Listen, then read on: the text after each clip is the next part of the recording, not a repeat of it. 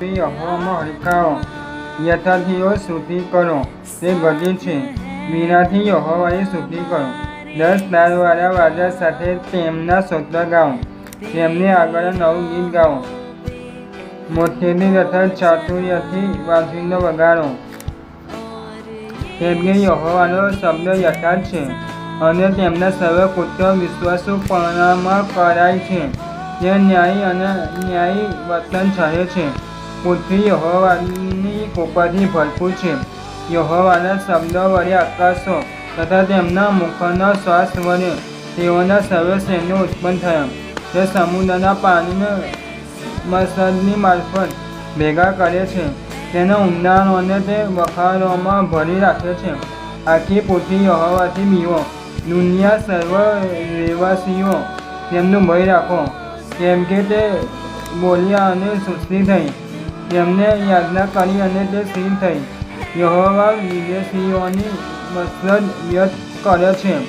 તે પ્રજાઓને ધારણા નિરર્થક કરે છે. યહોવાનો મનસૂબો સર્વકાળ ટકે છે. તેમના હૃદયની ધારણા પેઢી દર પેઢી દ્રઢ રહે છે. જે પ્રજાઓના દેવ યહોવા છે અને જે લોકોને તેમણે પોતાના વારસાને માટે પસંદ કર્યા છે તેઓને ધન્ય છે. યહોવા આકાશમાંથી જુએ છે, તે સર્વ મનુષ્યને જુએ છે. પોતાના નિવાસ સ્થાનમાંથી તે પૃથ્વીના સર્વ રહેવાસીઓને નિહાળે છે. એટલે જે દેવ તે સર્વના હૃદયના સર્જનહાર છે તથા તેમના સર્વ કામ ધ્યાનમાં રાખનારા છે. તે તેમને નિહાળે છે. મોટા સૈન્યો વડે કોઈ રાજા બચી શકતો નથી.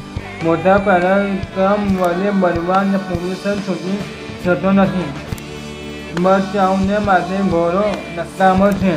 તે પોતાના બહુ બળથી કોઈને ઉગાડી શકશે નહીં. જો યહોવાના ભક્તો તથા તેમની કૃપા પર આશા રાખનારા ઉપર તેમની કૃપા દ્રષ્ટિ છે, જેથી તે તેઓના જીવને મોતથી બચાવે અને દુકાળને સમય તેઓને જીવાડે.